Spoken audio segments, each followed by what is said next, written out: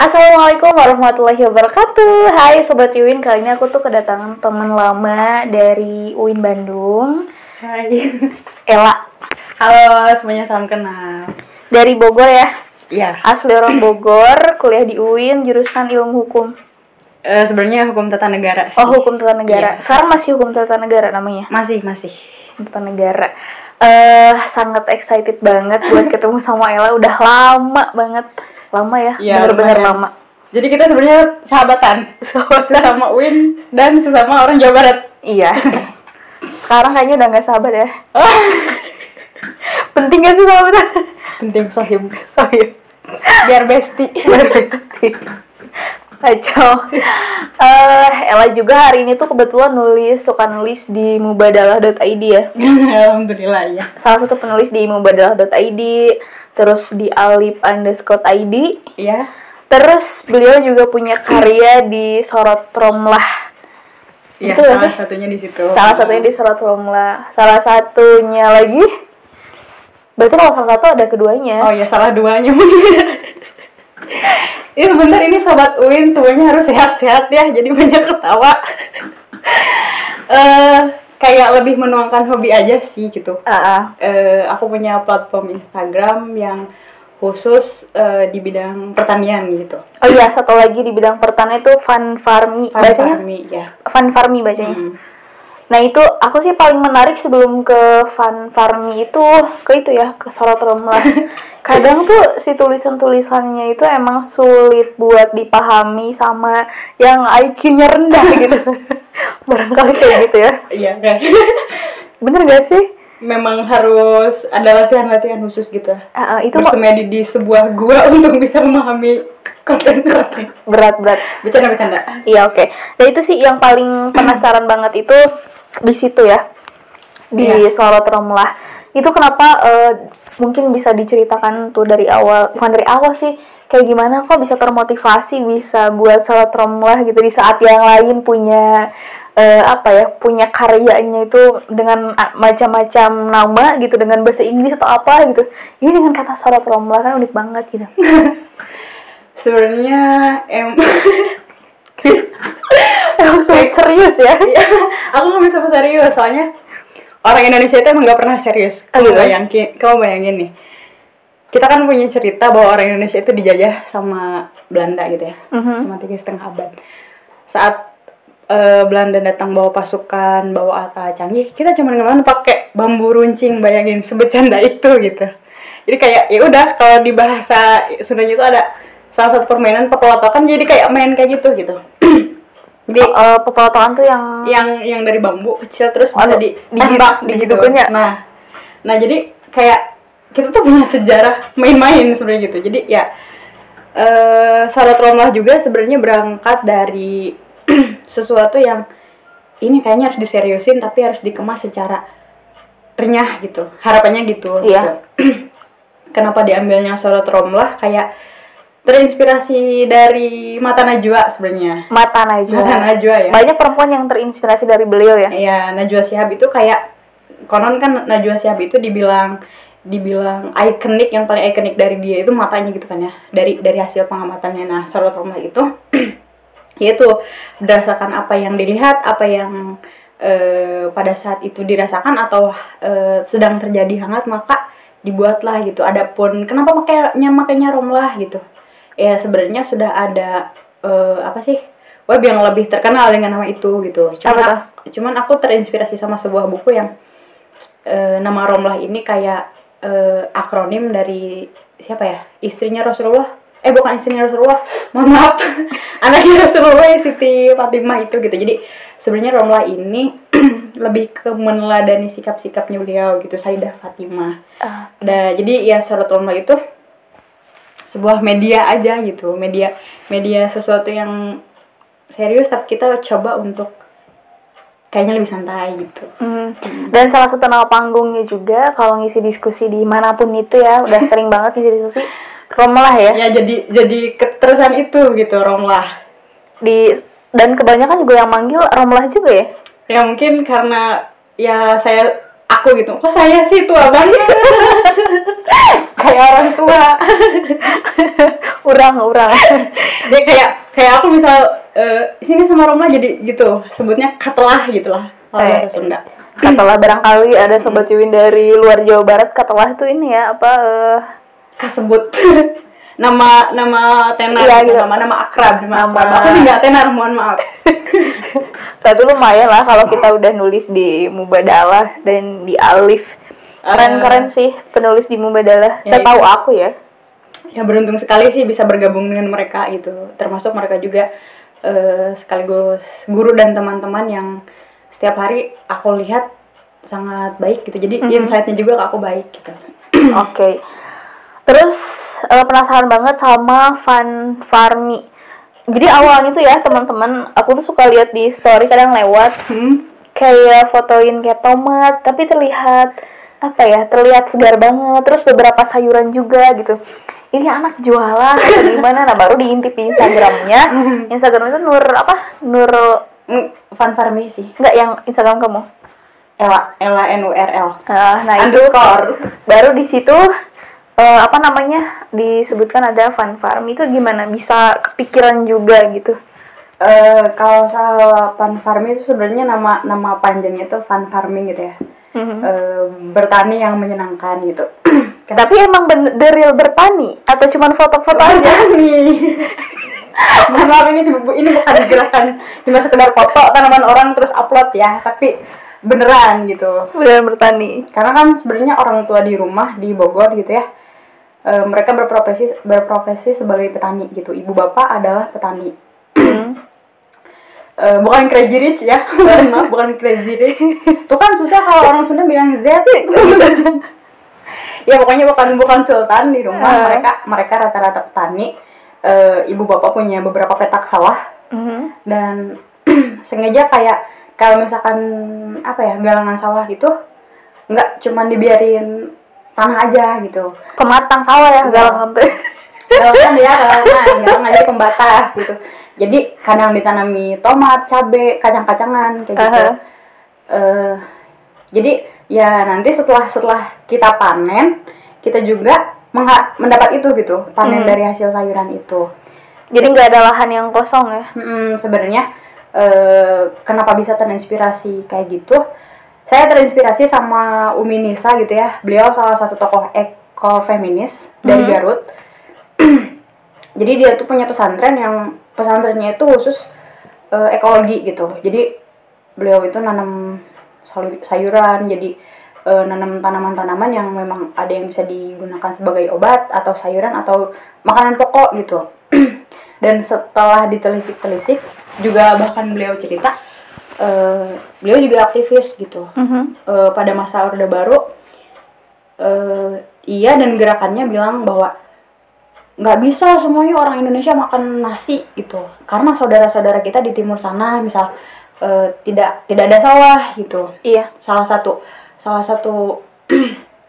satu alasan yang paling mendasar juga padi itu kan kalau udah jadi nasi kadar gulanya tinggi. Jadi kalau orang Indonesia terlalu banyak makan nasi, diabetes yang ada, banyak diabetes gitu. Padahal kan makanan pokok itu kan bisa umbi-umbian, bisa kacang-kacangan gitu. Jagung. Iya, jagung. Jadi selain memang pertama keluarga yang juga petani, terus menemukan satu diskusi yang kemudian membangun kesadaran. Ternyata pas SD kelas berapa ya? Kelas 4 kalau nggak salah.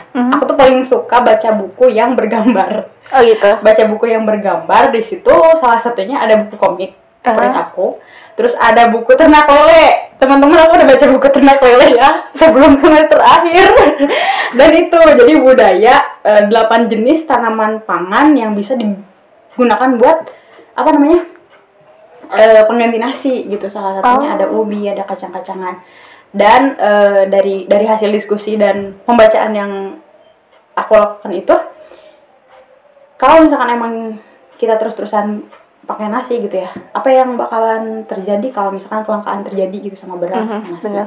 Terus juga dalam sebuah lahan gitu, kalau misalkan ditanami itu hamanya bakal itu aja gitu. Kalau sekarang kan ada sistem tumpang sari yang banyak jenis gitu ya, multikultur bahasanya. Multi apa sih pokoknya itu dia, mohon maaf ya, tolong dikoreksi teman-teman pertanian. Iya, jadi kayak kalau misalkan banyak, hamanya juga nggak akan itu aja, jadi akan semakin kuat gitu. Berarti dengan adanya Fun Farmi ini tuh sebuah kampanye juga ya? Iya, salah satunya. Terus juga aku sering ngeliatin vlog-vlognya Rara Sekar sama Ben.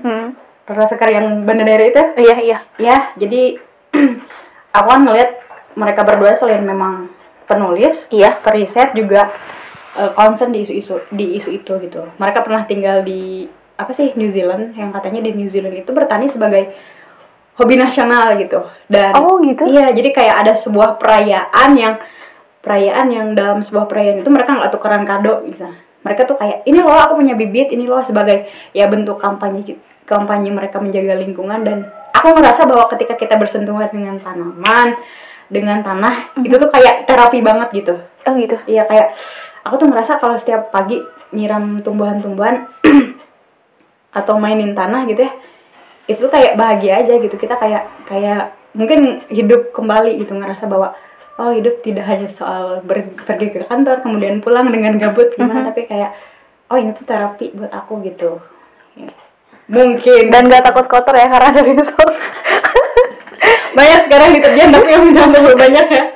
Juga kayak sebenarnya platform itu tuh aku bikin ya buat kampanye. Kayak sekarang tuh isu tentang iklim, tentang lingkungan itu kan lagi menyeruak gitu ya. Kayak masa sih kita cuma bisa nyumbang ngotorin aja gitu ya. Iya. Sebenarnya yang dilakukan di Bandung karena terbatas lahan cuma bisa tanam kayak kangkung, tomat, biji matahari kayak gitu-gitu sih. Sebenarnya bisa tuh yang karena sekarang kan semakin sempit lahan ya. Yang di atas rumah itu loh. Hidroponik ya? Bisa kan? Iya, tapi kalau hidroponik kan kita perlu alat dan air sih, salah satu yang ini juga harus dimaksimalkan. Jadi low budgetnya itu. Jadi kenapa dipilih tanaman itu karena memang mudah dirawat. Iya. Bisa dibeli di Oren juga bibitnya kalau nggak ada. Di platform Oren. Tapi sejauh ini berarti nanamnya masih di Bogor. Ada sebagian di Bogor, tapi beberapa yang ada di kosan teman, ada yang kolaborasi bareng teman-teman lain juga ada gitu. Terus itu dikemanain sih? Kalau si tomat kemarin dikonsumsi secara pribadi, ada yang dibagiin juga. Terus kenapa nggak dibagiin kan? Parah ini. Nanti ya di belakang layar. Lebih ke persediaan sih. Kayak gitu. Satu dimasak tapi kita bijinya pisah-pisahin terus dijemur buat persediaan nanti gitu. Karena nggak mungkin sekarang nanam langsung nanam lagi, dijeda dulu gitu maksudnya tanam. Iya benar. Ya, gitu. Menarik. Tapi ada yang lebih menarik, adanya Solo Tromlah, adanya Fun Farmi gitu. Ada yang lebih menarik itu adalah gak relate dengan jurusan yang diambil pas kuliah. Nah barangkali kan maafin ya ketua jurusan ibu-ibu yang di fakultas. Kalau masalah kenapa sih nggak relate kerja jurusan sama hobi gitu? Kayak sebenarnya kayak dari dulu emang aku nggak jelas hidupnya. Nggak, sebenarnya sangat berterima kasih sekali kepada ibu dan bapak dosen di UIN, khususnya Fakultas Syariah dan dosen-dosen di Hukum Tata Negara. Ada yang dosen yang spesial barangkali? Ada banyak. Ya aku ngerasa di bagian itu mereka sangat luar biasa lah gitu ya, kompeten. Dan aku rasa itu salah satu bahasanya mungkin jihad. Berat. Jihad membicarakan ketatanegaraan ya, dengan bahwa kita adalah negara demokrasi gitu, menjunjung tinggi kebebasan berekspresi gitu. Jadi kayak ya setiap individu boleh ngelakuin hal yang mereka suka, termasuk pengembangan diri kayak hobi gambar, hobi nulis, bertani kayak gitu. Ya, jadi itu tuh kayak bentuk ekspresi aku yang lain bahwa kan kita belajar ya dalam syariah gitu, katanya harus menjaga keturunan, menjaga jiwa, menjaga harta gitu. Nah, bertani dan menulis atau menggambar adalah salah satu bentuk menjaga jiwa kita sendiri gitu. Iya. Bahwa kita menyukai ini, jangan sampai hilang hobi-hobi seperti itu gitu. Bapak Ibu. Dan Salam kangen. dan berarti apa ya, menunjukkan tidak selalu kuliah di jurusan apa kerja pun harus sesuai ya. Kan banyak tuh yang memang masuk ke fakultas syariah, ke FEBI. Kalau di UIN Bandung itu kan ada dua fakultas, itu merupakan salah satu fakultas yang favorit ya di UIN Bandung, FEBI dan syariah. Memang mereka punya tujuan karena mereka beranggapan bahwa kerja yang paling apa ya, paling baik itu, bukan paling baik, paling banyak cuangnya, kasarnya kayak gitu, memang fakultas syariah gitu. Ujungnya kan kerja di bank atau di administrasi. Oh, jadi jaksa gitu ya, Oh, jadi kayak advokat, gitu. jadi hakim. Memang kayak udah jelas gitu pekerjaannya. Iya. Sementara saya adalah manusia Memilih untuk Fanfarmi dan Surat Romlah. Unik sih, unik. Tapi ada yang semua praktisi hukum akan menanam pada posisinya. ada yang lebih unik lagi. Di CV-nya di sini juga saya membaca pernah aktif di beberapa organisasi. Ini masalah organisasi. Jadi banyak banget di UIN Bandung gitu yang tertarik dengan organisasi. Kebetulan Ella juga aktif di organisasi di Pergerakan Mahasiswa Islam Indonesia dan di apa sih? Gus Durian. Ikut gak sih? Sebenarnya yang intens itu ya di isu-isu apa namanya ya, toleransi sih. Itu gimana? Boleh mungkin Sobat Uin juga pengen tahu cerita di organisasi, berprosesnya seperti apa? Barangkali termotivasi kenapa memilih organisasi itu? Sebenarnya kalau ngomongin organisasi ya kayak pilihan aja gitu, pilihan semasa dari apa, sekolah dulu. Saya kan, aku kan, kok saya yang dulu ya, aku kan Alia gitu, yang mayoritas teman-teman juga dengan apa, tradisi-tradisi keagamaan ya Islam Nusantara gitu, Islam Sunnah wal Jamaah. Kebetulan juga udah kenal IPNU IPPNU, cuman pada saat itu belum secara resmi jadi gitu. Jadi kayak nah entah kenapa pas akhir mau lulus dari SMA itu baca buku yang tentang biografinya Kiai Haji Hasyim Asy'ari. Iya. Dari situ kan tamat satu buku, kemudian penulisnya itu PMII gitu. Penulisnya itu PMII dan kayak ngerasa ini buku bagus gitu, kayak oke, ngomongin soal agama tapi nyinggung juga soal negara, jadi kayak nggak misahin gitu konsep beragama tuh harus beda, kamu nggak boleh ini karena bertentangan dengan agama dengan negara misalnya gitu. Terus dari situlah mencari buku yang kebetulan juga sama gitu, jadi kayak dari satu tokoh kemudian buku-buku yang merangkum tokoh lain yang juga penulisnya aktivis PMII gitu. Terus kayak penasaran ini PMII itu gimana gitu, dan pada akhirnya setelah di Bandung karena nggak ada saudara gitu ya, ada beberapa teman yang juga sudah masuk PMII gitu. Jadi berawal dari proses bertanya sih gitu. Dan di situ juga gerbang yang mengantarkan ke apa yang hari ini diraih ya. Ke teman-teman semua. Yang menarik lah, seru melihat PMI hari ini, kayak teman-teman tetap progres gitu ya dengan kondisi dan tantangan Pandemi. Tantangan pandemi gitu. Mereka tetap bisa berkreasi dengan kondisi kayak gitu. Oke, menarik banget ya. Kayak salam pergerakan semuanya. Tangan kiri ya. Kecil kalau ada birokrasi kan. Kacau. Gimana? Termasuk apa ya? Mungkin sorry dipotong, kayak melihat baik teman-teman PMI atau di luar PMI, aku melihat kayak di kampus itu emang bener-bener orang yang secara keilmuannya itu kompeten, suka gitu. Beberapa dosen yang juga dari PMI, dari luar PMI ya, mereka sangat membuat aku tertarik gitu. Nah gitulah. Tapi sejauh ini bersyukur masuk PMI. Oke, menarik banget ya dari ngomongin Surat Romlah, Fanfarmi, dan satu lagi tadi belum kesinggung, Alif ID. Gimana tuh? Di Alif ID sebenarnya pada saat itu nggak banyak, sampai sekarang nggak banyak sih, belum terlalu banyak gitu. Alif ID itu kebetulan waktu itu ada acara Temu Nasional Gus Durian. Kan biasanya Temu Nasional Gus Durian itu ketemu tuh orang-orang yang Gus Durian se Indonesia. Tapi kan offline kan dulu ya. Iya. Tatap muka pada saat itu kan pandemi, jadi diajak langsung jadi tim redaksi. Nah kebetulan pada saat itu diajak untuk meliput kegiatan gitu sih. Cuman waktu itu tulisannya cuman baru soal toleransi aja sih. Seputar gimana sih kiprah Gus Dur gitu. Menarik. Cuman sebelum itu aku penasaran banget cara Ella buat memotivasi Sobat Yuin supaya tetap survive di tantangan zaman hari ini. Pertanyaannya kok sulit banget. Karena hari ini memang kita krisis motivasi, itu yang paling poin banget sih. Oh gitu. Iya sih ya. Kalau katanya orang-orang tuh sekarang lagi apa sih quarter life crisis gitu. Iya. Karena transisi dari dari remaja ke dewasa juga mungkin perpindahan status dari mahasiswa mau bebas dari mahasiswa. Iya. Ya barangkali ada yang Setelah jadi mahasiswa juga makin bingung gitu. Sebenarnya sampai sekarang juga aku masih berjuang gitu gimana Iya. buat ya mendamaikan diri, terus setiap hari harus melakukan sesuatu yang apa ya kalau nggak bisa semuanya minimal secuil lah, lebih baik daripada hari kemarin gitu. Iya.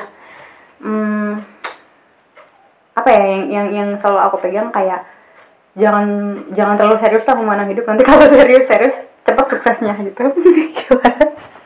Jangan terlalu serius, cepat sukses gitu. Tapi ada cita-cita buat sukses. Pasti. Jadi sultan mah pengen.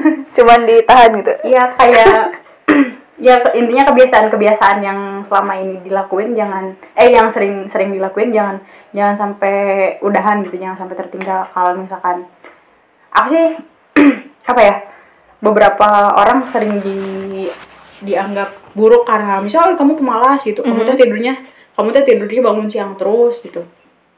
Ya kalau yang muslim nggak bangun subuh emang iya sih bahaya gitu. Iya. Atau kamu mau main game terus, kamu mau main musik terus, nggak belajar, nggak baca buku gitu. Ya balik lagi gitu, kalau orang kan cara belajarnya beda gitu. Kayak aku sih dalam hal ini lagi mencoba mengistiqomahkan diri. Gue setiap hari menulis gitu ya. Menulis apa gitu, cerita tentang hari ini, kegiatan hari ini gimana. Kadang aku kesal juga dalam tulisan itu, kadang aku berterima kasih. Kayak ya intinya kalau misalkan kamu pengen jadi pemusik, jangan pernah berhenti bermusik gitu. Kalau kamu pengen jadi gamer yang apa sih, yang sukses, pro player gitu ya, terus aja main game gitu. Jadi kayak udah menapaki satu jalan yang memang disukai, lanjut aja gitu. Menarik sih, tapi kalau misalkan dia obrolin di record kayak gini nggak akan cukup ya waktunya. Ya. Lebih baik kepoin aja Instagramnya Fanfarmi, Sorot Romlah, Mubadala, boleh dan Ali. Di-share nanti video-videonya. Kita juga jangan lupa disponsori oleh Women Project. Iya, Women Project. Nanti kita akan bahas yang menarik, lebih menarik lagi di Women Project terkait isu-isu keperempuanan. Karena sepakat gak sih ada 3 isu yang gak akan pernah ditelan oleh zaman, salah satunya isu tentang gender. Iya. Dan hari ini harus kita mulai kampanyekan betapa pentingnya adil gender. Jangan lupa nanti mampir ke Women Project. Terima kasih Ella udah mampir di Bandung Vlog. Sehat selalu. Tetap berkarya ya. Ya, nanti jangan lupa diskusi lagi ya kita. Jangan terlalu cepat, seriusnya. Takut cepat sukses. Ya, gitu tagline-nya. Terima kasih. Assalamualaikum warahmatullahi wabarakatuh. Dadah.